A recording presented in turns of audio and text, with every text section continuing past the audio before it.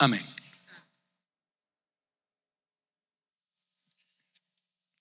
Cuando se hace un partido de fútbol, se toca el himno nacional del país o de los países representados. Pero algo interesante pasa porque las personas no llegaron al estadio con el objetivo de oír el himno nacional. Las personas pagan su entrada por ver a su equipo jugar. Y algo que sucede es que el himno nacional no lo relacionamos directamente con el juego. Y muchas veces así pasa con la oración. Es decir, nosotros oramos muchas veces porque es lo correcto hacer, por la costumbre de hacerlo, pero muchas veces un poco desconectado de lo que está sucediendo en el campo de juego de la vida.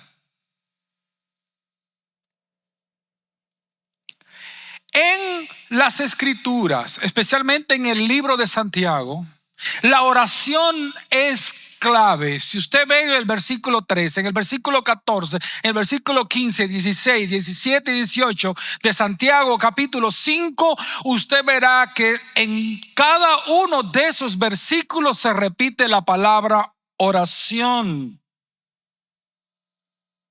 Ahora, tenemos que entender que cuando nosotros oramos, oramos por la voluntad de Dios. Así debería de ser. Sin embargo, hay dos tipos de voluntades de Dios. Está lo que es la voluntad incondicional de Dios. ¿Qué cosa es la voluntad incondicional? Bueno, la voluntad incondicional es cuando Dios, como Dios soberano, interviene en los asuntos de la vida sin que nosotros juguemos un rol. Dios es soberano, hace lo que Él quiere, y por eso muchas veces usted puede orar, puede tener toda la fe del mundo y Dios va a hacer tu voluntad. Esa es la voluntad incondicional. Ahora también existe la voluntad condicional. La voluntad condicional es cuando Dios quiere hacer algo, pero decide hacerlo en compañía de su pueblo, de su iglesia. Por ejemplo, Dios quiere salvar a todo el mundo. Yo sé que algunos calvinistas no van a estar de acuerdo conmigo, pero Dios quiere salvar al mundo. Dios quiere salvar al pecador, pero como usted lo mire, de cualquier ángulo que usted lo vea, la persona toma una decisión. Es decir, que Dios quiere salvar, pero esa salvación, ojo con la palabra que voy, o la frase que voy a usar, se hace efectiva cuando la persona cree en Cristo y se arrepiente.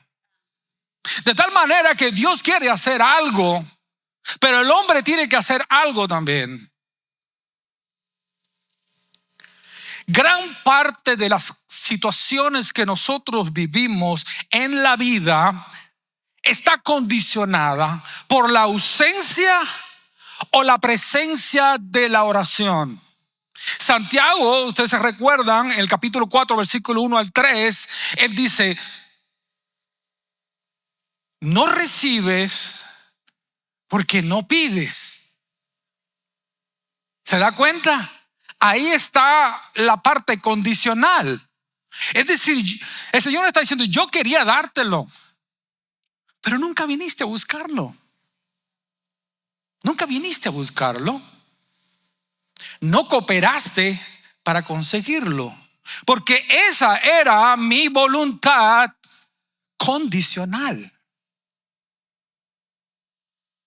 Hermanos, la oración es una comunión relacional con Dios y el objetivo es traer la voluntad de Dios del cielo y hacerla presente aquí en la tierra. Recuerda cuando Jesús enseñó a orar a los discípulos, dijo: hágase tu voluntad como el cielo, aquí también en la tierra. Por lo tanto, la oración tiene el objetivo de traer o de bajar la voluntad de Dios al terreno de la historia, al terreno de la realidad que nosotros vivimos. El problema es que no sabemos muchas veces cuándo la voluntad de Dios es una voluntad incondicional o condicional. Por eso dice 1 Tesalonicenses capítulo 5 verso 17 que tenemos que orar sin cesar. Cuando oramos, dejamos el terreno físico de la realidad que nos aflige y nos comunicamos con el terreno espiritual donde Dios mora. Isaías 65, ¿se recuerdan de ese pasaje? Que dijo: todavía ustedes van a estar hablando y ya yo le estaré respondiendo. ¿Se recuerdan de aquel pasaje? Ahora, ¿por qué es tan importante el tema de la oración? ¿Y por qué en estas semanas estamos haciendo énfasis en la oración? Mi querido hermano, primera razón es porque la oración alegra el alma afligida. La oración alegra el alma afligida. Yo nunca he visto a alguien triste que se levante de una oración triste. La oración es alimento. Dice el versículo 3: ¿está alguno entre vosotros afligido? Haga oración.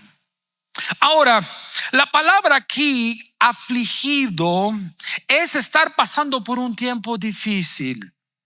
El sufrimiento aquí significa que tú puedes estar herido por alguna vía. Puedes estar herido por una condición física. Tú puedes estar herido por alguna situación financiera que está pasando en tu vida. Puede ser por algún aspecto legal.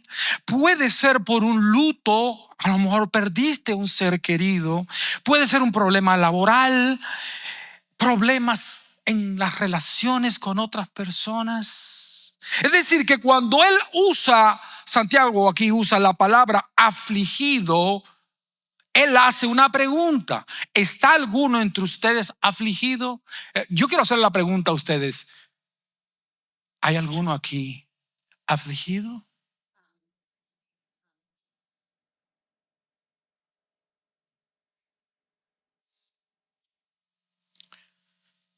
Porque cuando tú estás en una situación de esa, hermano, lo único que tú sabes es que estás sufriendo. Aquí, en esta porción, Santiago, por medio del Espíritu Santo, no nos está diciendo a nosotros: si sientes orar cuando estés afligido, pues hazlo, ¿verdad?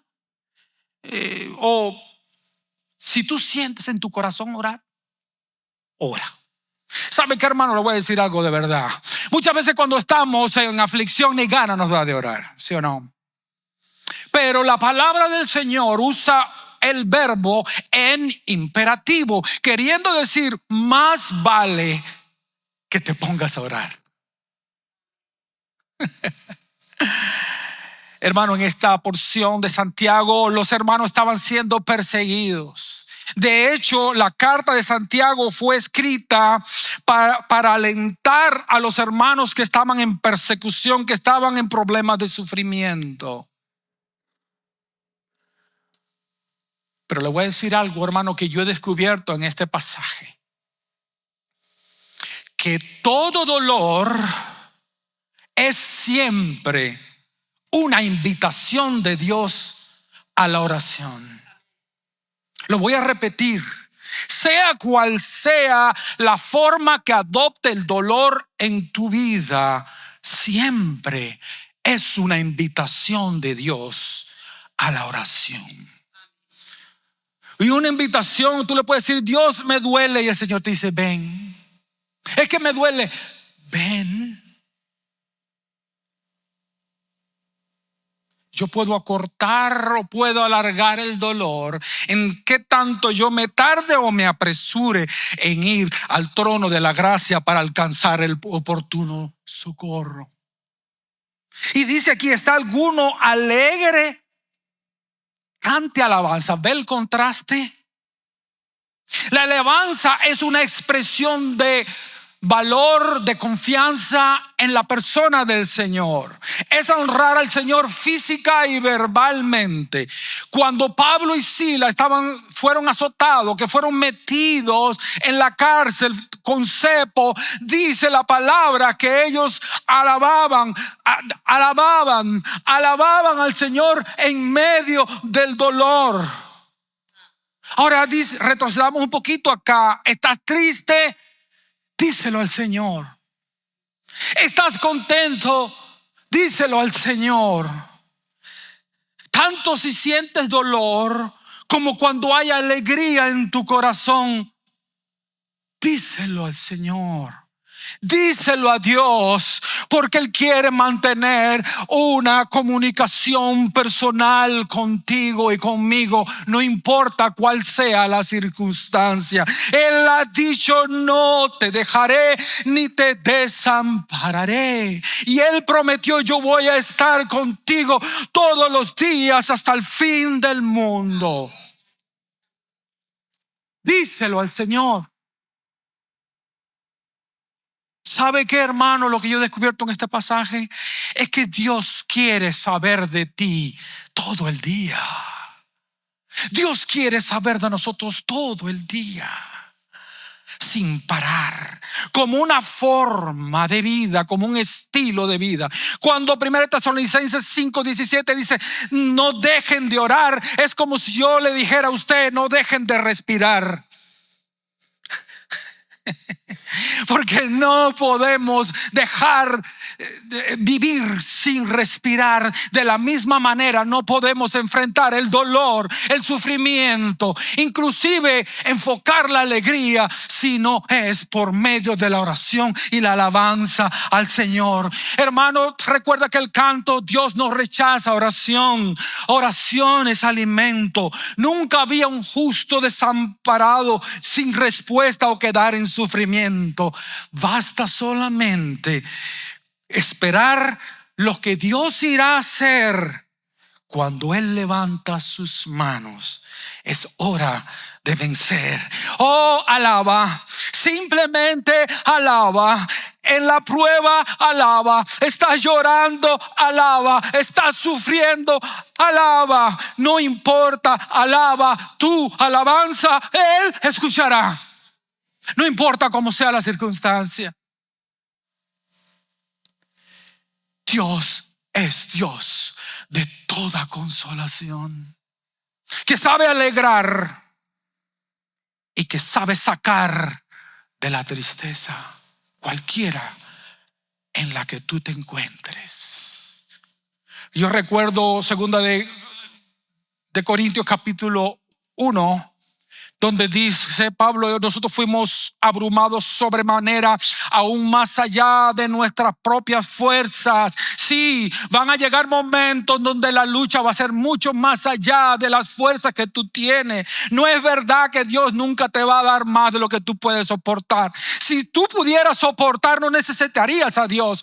Nosotros enfrentamos pruebas que pasan muy por encima de la capacidad física, humana, emocional para poder vencerla. Necesitamos el poder y la gracia del Señor para poder tener fuerza. Por eso es que Pablo dijo, y Dios permitió todo esto para que no confiásemos en nosotros mismos, sino en Dios que resucita a los muertos. Para que no confiemos en nuestras capacidades, sino en la gracia, en el poder que solamente Dios da. Por lo tanto, hermanos, nosotros necesitamos La oración para recibir esa fuerza que no tenemos. Hermano, ¿por qué es tan importante la oración? Porque la oración no solamente sana el alma, sana el cuerpo también. Y mire lo que dice aquí en el verso 14: ¿hay algún enfermo entre ustedes? Llame a los ancianos de la iglesia y oren por él, ungiéndole con aceite en el nombre del Señor.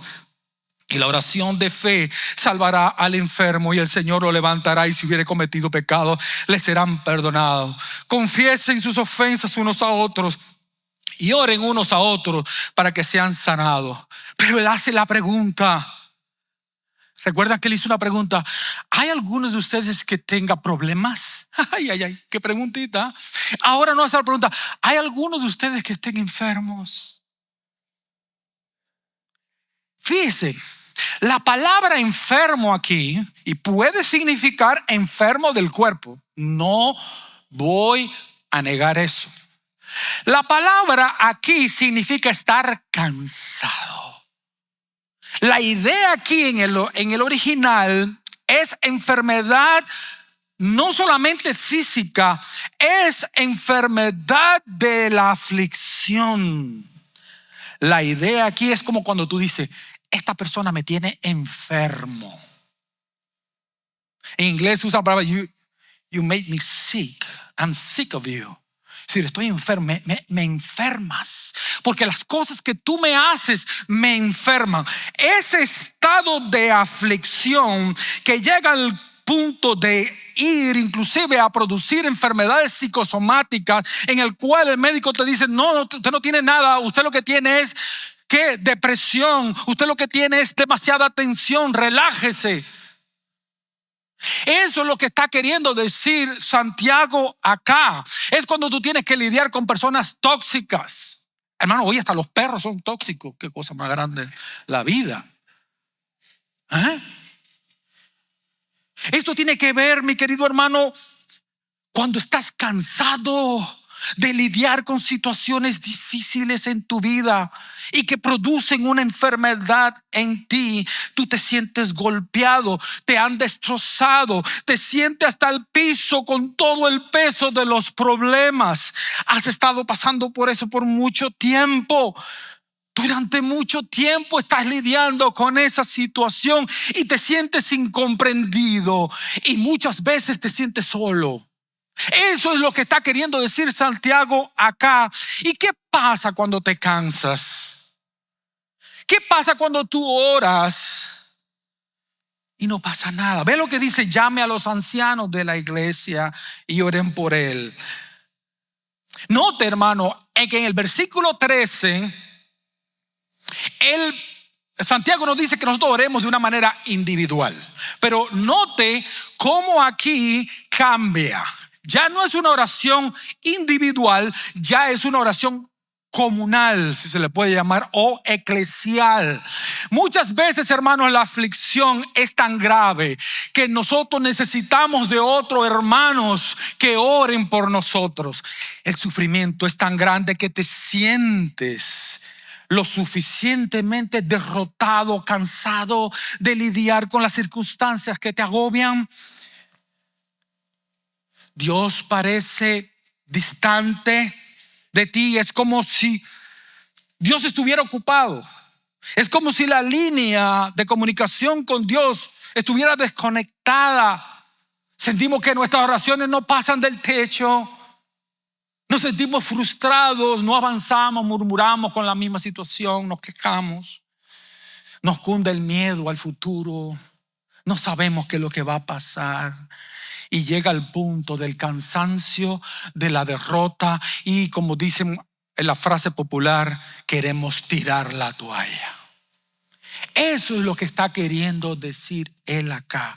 Cuando tú te sientas que ya tú has orado, pero aún así tú sientes que los problemas te agobian, llama a los ancianos de la iglesia para que oren por Él. De ahí la importancia de pertenecer a una iglesia. De ahí la importancia de pertenecer a un grupo de crecimiento. Porque si tú vienes a la iglesia y vienes agobiado y no vas a un grupo de crecimiento, ¿cómo vamos a saber que tú estás dolido? ¿Me explico? Por eso es importante la iglesia. Por eso es que no funcionan las iglesias en línea. Nosotros necesitamos el contacto personal. Nosotros necesitamos un grupo de hermanos espirituales que oren por nosotros, porque llega un momento donde tú simple y sencillamente no puedes más. Y aquí dice también la palabra que oren por él, ungiéndole con aceite. En la Biblia el aceite tiene varios usos y tenía dos usos principales: uso alimenticio y uso medicinal. Cuando tú vas a un lugar para que te den masajes, te ponen normalmente aceite para hacerte sentir bien, para relajarte. Y muchas veces en la Biblia, cuando se usa el aceite, se está hablando acerca no del aceite físico que relaja el cuerpo, sino del aceite por medio del Espíritu que relaja el alma. Por eso es que usted ve en el Salmo 23 David diciendo: unges mi cabeza con aceite. Por supuesto, no estaba queriendo decir que el Dios lo iba a masajear para quitarle la tensión. Lo que estaba queriendo decir es que la acción del Espíritu Santo en medio de los problemas iba a masajear su alma de la tristeza que estaba llevando. Y nosotros necesitamos el masaje del Espíritu Santo cuando nos sentimos que ya no podemos más. Y dice en el nombre, no del aceite.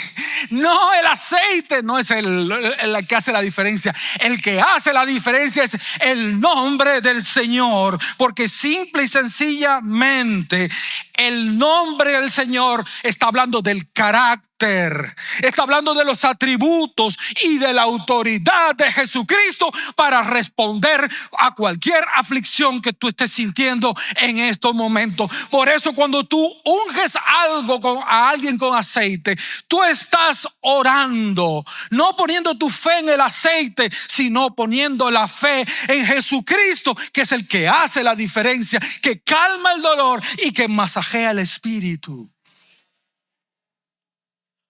Necesitamos ese aceite. Y otra cosa que yo noto en este pasaje, mire cómo llama a los ancianos de la iglesia. Y aquí estamos hablando de hermanos y hermanas que son espirituales. Y dice ahí, y la oración de fe, no el aceite, no, la oración de fe salvará al enfermo. Y aquí usa una palabra que tiene la idea de restauración. Es decir, la oración de fe de los ancianos restaurará a esa persona. ¿Y sabe por qué, hermano? Porque Dios es un Dios que restaura. Y la palabra restauración es tratar de poner algo a su origen como estaba antes. Si va usted a su país, ves que los edificios de la época de la colonia son restaurados, y la idea es de ponerlo que luzcan muy parecido a como era su apariencia original. Lo que habla aquí en la palabra del Señor, hay una promesa de que si vamos al Señor en oración y no podemos más, que si vamos a los ancianos o los hermanos líderes que sean espirituales en la iglesia y pedimos oración, el Señor va a sanar el corazón. Hermano, quiere decir que Dios siempre va a sanar, porque acuérdense que hay una voluntad que es incondicional. Si Dios quiere, Dios sana. Si Dios no quiere, no sana. Por mucha fe, por mucho zapateo que tú hagas, por mucho grito, Dios hace su voluntad y punto. Por eso es que hay muchos charlatanes por ahí ofreciendo sanidad, y que ellos sanan, incluso ponen fecha donde va a haber sanidades. ¿Quién le dijo a nadie que usted le puede poner fecha a Dios para que Él se glorifique? ¿Qué cosa más absurda decirle a Dios cuando Él tiene que sanar o cuando Él tiene que hacer un milagro? Por favor, Dios es el que manda. Dios dice cuándo sana. Dios dice cómo lo hace y a la manera que Él quiere hacerlo. Dios es soberano, Dios manda. Dios no es mi siervo, yo soy su siervo. No, a veces se pone a Dios como si fuera el siervo de nosotros. No, Dios no es mi siervo, yo soy el siervo del Señor. Y mira algo, vamos a ir aterrizando, porque fíjese cómo sigue el pasaje. Es interesante ver la progresión del pasaje. Hasta este punto hemos visto que la oración es importante porque sana el alma. Hasta este momento hemos visto que la oración es importante porque puede sanar también inclusive el cuerpo si Él lo decide hacer así. Pero algo muy importante que a veces se pasa cuando se lee este pasaje, se pasa desapercibido. Ve al final del versículo 16, dice: la oración eficaz del justo puede mucho. En este versículo 16, la oración eficaz tiene dos aspectos. Primeramente habla la palabra eficaz, que significa la palabra energizada. Es decir, la oración tiene que ser una oración llena ¿de qué? De poder. ¿Se recuerdan el conejito de Energizer? ¿Verdad?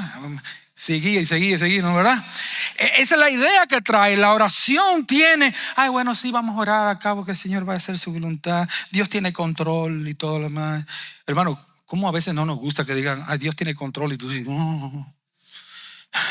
Hermano, hay momentos donde nosotros tenemos que orar, sí, por la voluntad de Dios, sí, Dios tiene control. No le decimos a Dios lo que Él va a hacer y sé que Dios tiene control. Pero hay veces que hay oraciones donde nosotros tenemos que ponerle el corazón, tenemos que ponerle alma, cuerpo, tenemos que ponerle deseo. Y eso es lo que está hablando aquí en el versículo 16. Es una oración eficaz. Y la palabra aquí es ¿con qué? Con poder. Y después dice del justo. No cualquier persona. La persona que va a orar y cómo Dios va a hacer un milagro cuando Él decida hacerlo. Ojo, no cuando yo le mande. No, Dios la hace a través de hombres y mujeres de Dios. La oración de un justo, no de un injusto. Porque si usted anda en pecado, ¿cómo usted piensa de que Dios va a hacer un milagro? Por favor, hay que ir a santidad, hay que ir a arrepentirse, hay que ir a buscar de Dios. Y una vez que tú y yo estemos en comunión con el Señor, entonces ora por otros. Pero dice aquí la oración del justo. Y no habla aquí de un hermano perfecto, sino de un creyente que está viviendo para agradar a Dios. La oración del justo puede mucho. Mire esto, hermano, que muchas veces subestimamos el poder que tiene la oración. La oración del justo puede hacer mucho. Y le voy a decir algo, y para esto en la palabra con el versículo 17 y 18 usa una ilustración. Y usa la ilustración de Elías. Y dice el verso 17: Elías era hombre sujeto a pasiones semejantes a las nuestras. ¿Qué quiere decir eso? Elías no era un Superman, no era un superprofeta. Era un hombre de carne y hueso como tú y como yo. Y dice, y oró fervientemente para que no lloviese, y no llovió sobre la tierra por 3 años y 6 meses. En otras palabras, oró a Dios en el cielo y cerró los cielos. Paró la lluvia por 3 años y medio. No dice que el cielo se cerró por sí mismo. Dice que él oró a Dios y se cerró. No dice que el cielo se abrió nuevamente. Lo que dice el pasaje aquí es que él oró y se abrió el cielo y llovió. ¿Se da dando cuenta la voluntad condicional de Dios. Dios es el que lo iba a hacer. Elías no tenía el poder lo tenía Dios, pero Elías tenía que poner de su parte. Por lo tanto, cuando nosotros oramos y pedimos que la voluntad condicional de Dios se haga, yo coopero con lo que el Señor ya ha prometido que iba a hacer. Porque si usted ve Primero de Reyes, capítulo 17, después lo pueden buscar por ahí, cuando tenga su tiempo. Él le dijo al Señor, el Señor dijo: vive el Señor, Dios de Israel, cuya presencia estoy, que ciertamente no habrá lluvia ni rocío en estos años, sino por mi palabra. Sino por mi palabra. Pero en el capítulo 18 dice Elías: ve y muéstrate acá, y yo haré llover sobre la faz de la tierra. En el capítulo 17, versículo 1, Dios dijo que no iba a llover. Pero en el capítulo 18 dijo: va a llover. ¿Y por qué necesitamos saber esto? ¿Por qué la ilustración de Elías? Hay algo muy importante acá. ¿Se recuerdan de la historia? Cuando Elías oró para que el cielo se abriera. ¿Recuerda usted cómo fue que pasó? Él mandó y dijo: fíjate a ver si viene lluvia. No hay nada. Y dice que Elías fue y adoptó esta posición y puso su cabeza entre sus piernas.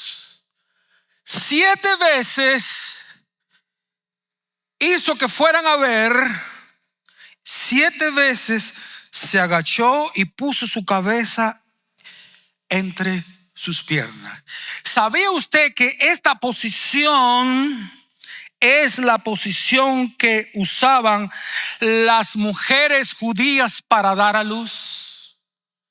Exactamente era la posición. Por lo tanto, Dios ya le había dado la promesa a Elías de que iba a llover. Él oró, mandó que fueran a ver si ya estaba lloviendo. Iba y empujaba, oraba. ¿Recuerdan lo que dice la palabra del Señor aquí mismo en Santiago? Que oró fervientemente Elías. Elías estaba orando fervientemente para que Dios hiciera un milagro en ese momento. Y cuando vio solamente un palmo, una nube chiquitita, le dijo: prepárate porque el aguacero viene ya.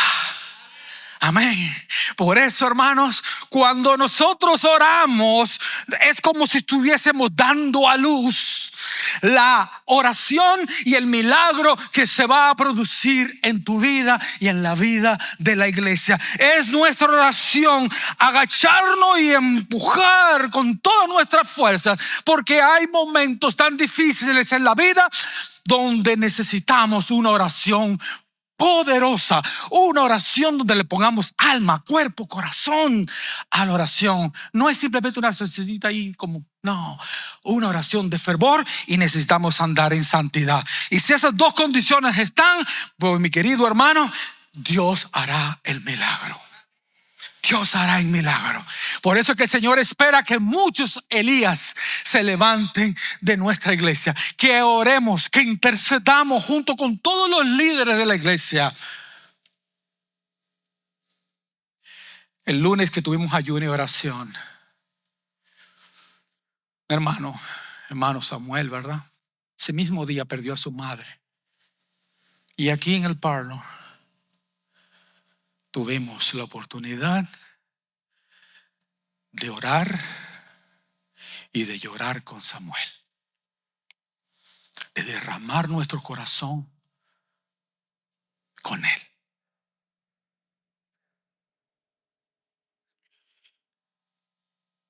Era otro semblante el que ya él tenía, pero Dios lo consoló.